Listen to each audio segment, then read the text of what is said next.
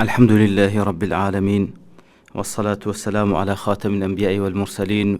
وعلى آله وصحبه ومن دعا بدعوته واهتدى بهديه إلى يوم الدين. السلام عليكم ورحمة الله. برزان خوش حالم لتفسير سورة الزلزلة بخزمتان بقمو بس رزا من دي خواهي قول وهيوادان مئوي آزي السودي لور بقن إن شاء الله. أعوذ بالله من الشيطان الرجيم. بسم الله الرحمن الرحيم. إذا زلزلت الأرض زلزالها وأخرجت الأرض أثقالها وقال الإنسان ما لها يومئذ تحدث أخبارها بأن ربك أوحى لها. بريزان خوي قول سبحانه وتعالى ليكم آيات لو سورة هذا فرمي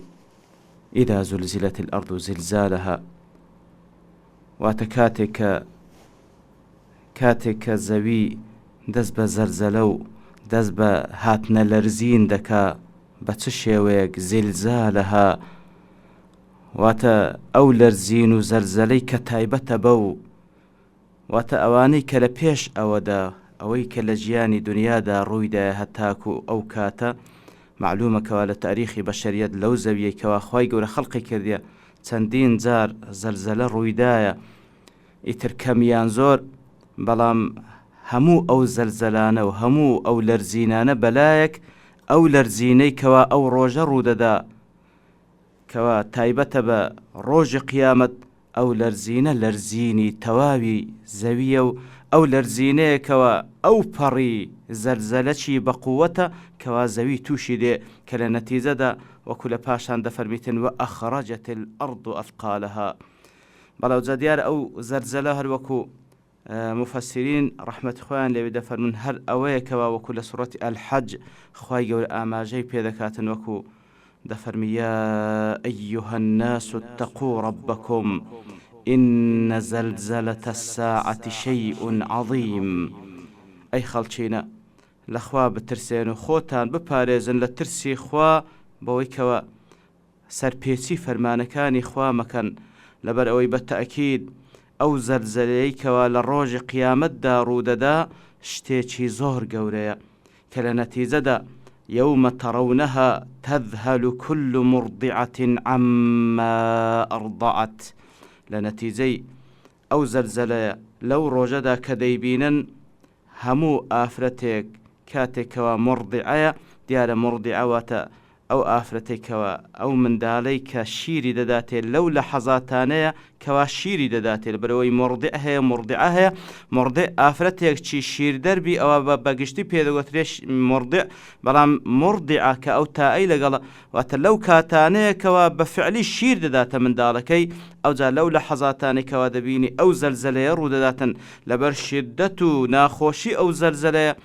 أو بآقاد بلو من ذلك وشيري دداته وتضع كل ذات حمل حملها وهرها أو آفرتيك وحملها حملكي دادني لترسان وترى الناس سكارى ولو رجدا لشدتنا خوشي أو رجدا دبيني خلشي وكو سرخوش وانا وما هم بسكارى لحقتج أوان سرخوشي أوينين كوا عارقيان خوار دبتو ولكن عذاب الله شديد. بلا أوزا لو رجدا وأخرجت الأرض أثقالها لو رجدا وتزوي هرتشتي قرسو قراني ناوزجه هموي فريد دات دروا أثقال كوات أثقال جمع ثقل وتأوي كوال ناوزج هل دجيري وبتايبتي بالنسبة آفرد فلما أثقلت وكل سورة الأعراف دادا فرمي كانت أويل ناوزجي هلي قرتي الزوي هموي فرد داتا دروا بتايبتيش أوي كليرة دا مقصودة ديالا أو مردياني كوا لزويدا ناشتراين كوا طبيعة حال هموي لزويدا دا ناشتري أو زا لو كاتان دا لنتيجي أو زلزل بقوتي كوا توشي دي أو أخرجت الأرض أثقالها همو أو مرديان فرد دات دري هر هموي فرد دات دري وأخرجت الأرض أثقالها بلي وقال الإنسان ما لها أو جا لو روجدا إنسان دليتن ديار الليل داك باز لە ئینسان دەکاواتە جنسی ئینسان بەگشتی دەڵێ مالەها واتە زەوی لە بەرچی وای کرد ئەو زەویە لە بەرچی ئەو لەرزینە بە قووەتەی بەسەر هات و ئەو هەموو جەنازەی لە قەبرەکانی فڕێدا دەرێ لەبەر ئەوەی لەو ڕۆژەدا وەکو ئەو ئاەتەی سوورەتی ئەلحەج کە خوێندمانەوە لەبەرەوەی کاتێک کە دێن کاتێک کە ئەو زەلزەلەیەش دەبینن ئەو خەڵکە لەو ڕۆژەدا وەکو خوای گەورە دەفەرمێ وەتەڕە الناسە سوکارا وەکو سەرخۆشوانە ئیتر لەو ڕۆژەدا لە شیدەت و ناخۆشی ئەو ڕۆژەدا وەکو زۆر بشێوێ ئەو جا دەڵێ باشە زەوی لۆ های بەسەر هات ئەو حاڵەتە چی بوو بەسەری هات جا خوای گەورە دەفەرمی یەومەئیذ تحدث ئەخبارها بەڵێ لەو ڕۆژەدا لەو ڕۆژێکەوە ئەو زەلزەلەیە ڕوودەدا ئەوە زەوی دەنگ و باسی خۆی دەجێڕیتەوە تحدث ئەخبارها ئەو ئەخبارش هەندێک لە مفەسرین دەفەرمون ئەوەیەکەوە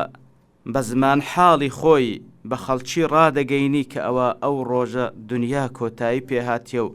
ڕۆژی قیامەت دەستی پێکردیە کەواتە ئەخبارها ئەوەیەکەوە بە زمان حاڵ پێیان ڕادەگەینیتن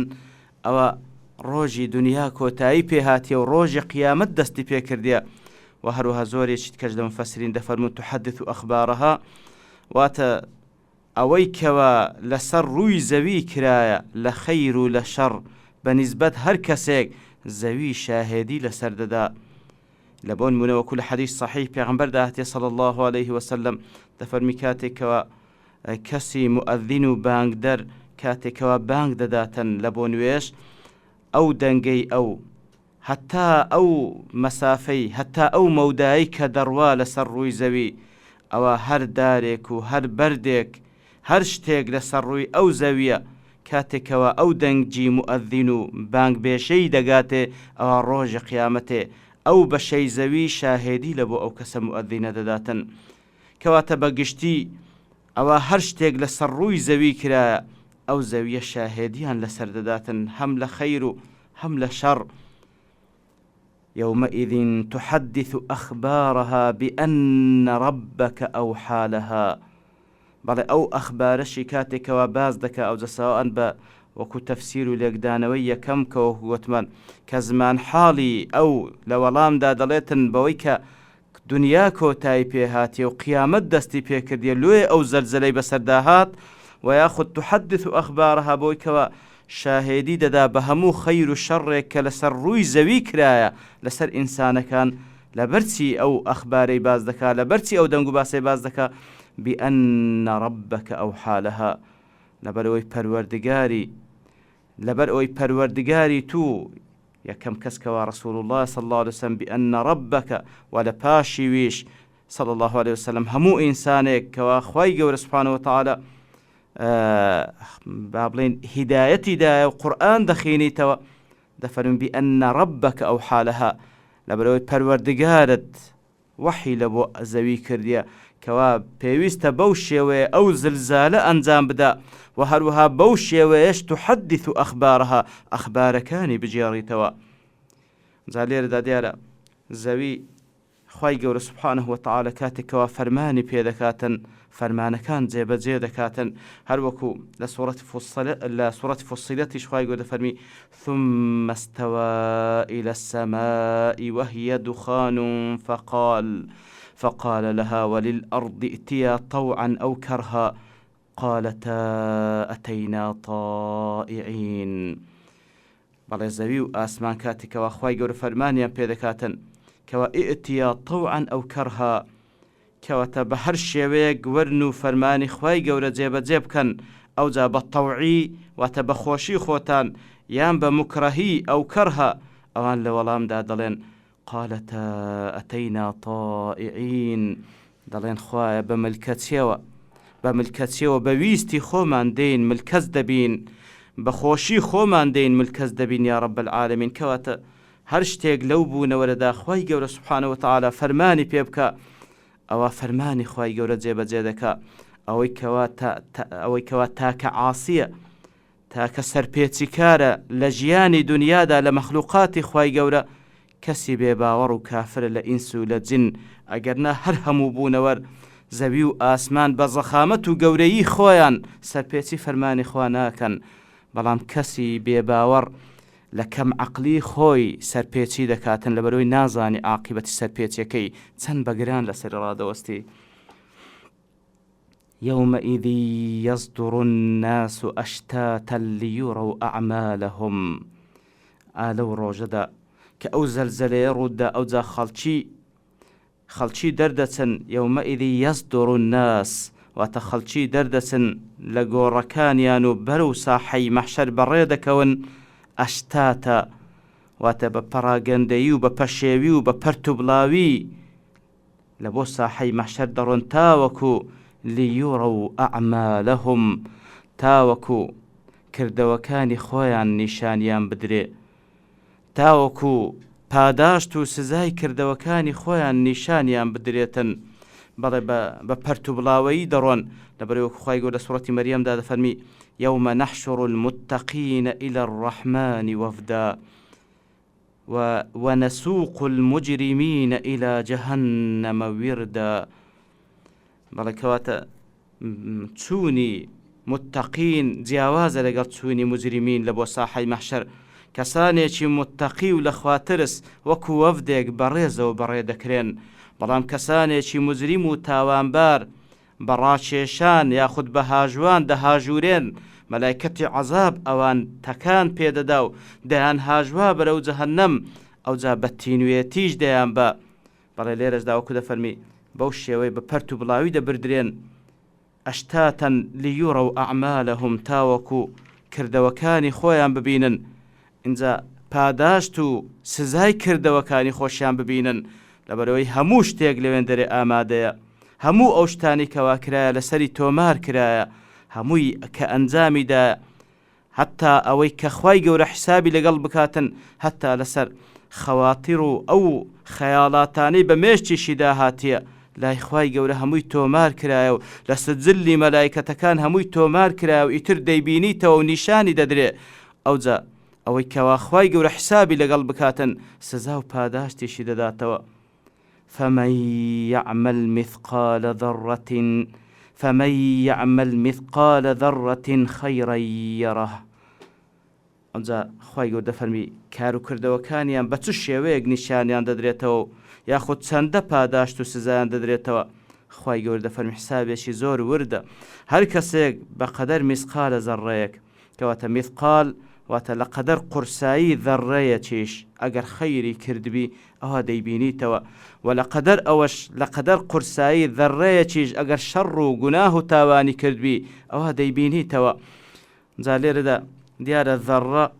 بە مستەلەحی عەرەب ئەو کاتکەوە قورئانی پیرۆز دابەزی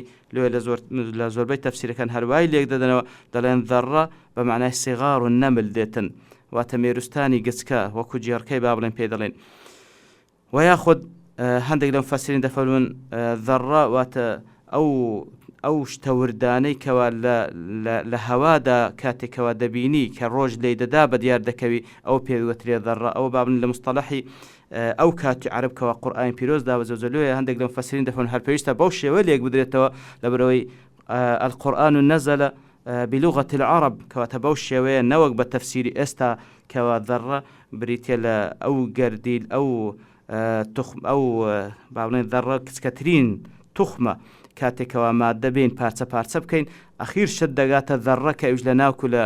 لە ئەو ئەلکترۆنانەی کە لە دەوری دەسوڕێنەوە. ئیتر بەو شێوەیە وەلحاصل لێرەدا تعبیر لە کچکەترین شت دەکاتن. هەر کەسێک کچکەترین شتی لە خێر کردبی ئەوە لەو ڕۆژەدا دەیبینیتەوە و پاداشتی دەدرێتەوە، و هەر کەسێکیش کچکەترین شتی لە شەڕ کردبی ئەوە دەیبینیتەوە و سزای دەدرێتن، مەگەر خوا سبحانه وتعالى بەنسبەت ئیمانداران ئەوەی کەوا وەکو لە حەدیث صحیحدا هاتیە کەوا خوای گەورە سبحانه وتعالى کاتێکەوە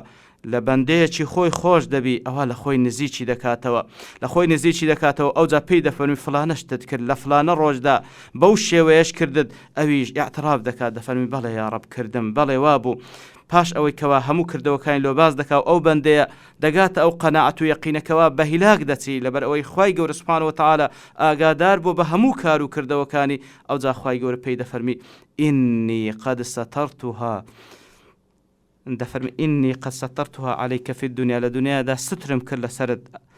فصحتم نكرد أو دام بوشتي بفضل رحمتي خوم وأنا أغفرها لك اليوم وأوروج ليت خوش دم طبعا حد سكج لبخاري مسلم دا هاتيا وأوي كسي دي كسي كافر أو بيت سوانا خواي جور سبحانه وتعالى وكود فرميتن ينادى بهم على رؤوس الأشهاد لبيش ساوي هرهمو خلشي بانك دكرينو أو جا باسي كردو خرابكانيان دكريو عرض دكريو أو جا وكل سورة هود هات دفرمي هؤلاء الذين كذبوا على ربهم ألا لعنة الله على الظالمين بل أو جا عرض دكريو دلين أوانبون كوادرويان لسر پروردگاريان كر ئاگادار من لعنەتی خوا لەسەر زاڵمان بی یتر بەو شێوەیە دیارە ئەو ئاەتەش وەکو لە صحیحی بوخاریدا ئەو دوو ئاەتەی کۆتاییدا پێیان سەڵ سەلەم وەکو لەو حەدیسە صحیحەدا بەو شێوەیە ناوی لێنە الآية الجامعة الفاذة واتە ئەو ئاەتێکەوە گشتگیرە و هەموو شتێکی لە خۆی گرتیتەوە لەبەر ئەوەی خوای گەورە باسی کچکەترین شت دەکات لە خەیر و لە شەڕ گشتگیرە و هەموو شتێکی تێدا جێ دەبیتەوە و هەروەها الفاذة واتە تاکە ئاەتەکە بەو شێوە هەموو شتێک لە خۆی دەگریتەوە کە بەڕاستی هەر کەسێک کەسبی ئەو هەندەی بەسەکەوە بەو شێوەیە خوای گەورە سوبحانەهو وتەعالا کە حساب ئیشارەت لە بۆ حسابی ورد دەکات لەگەڵ بەندەکانی پێویستە بەو شێوەیەش ئێمە ئاگاداری کردەوەکانی خۆمان بین لەبەر ئەوەی ئەو ڕۆژەمان لە پێشە لە خوای گەورە داواکان لەو کەسانە بین کەوا خوای گەورە سوبحانەهو وتەعالا بەو شێوەی وەکو لە حەدیسەکەی بوخاری مسلم باسمان کرد خوای گەورە لە خۆیمان نزیک بکاتەوە لە پاشانیش پێمان بفەرمی قد سترتها عليك في الدنيا وأنا أغفرها لك اليوم سبحان ربك رب العزة عما يصفون وسلام على المرسلين والحمد لله رب العالمين.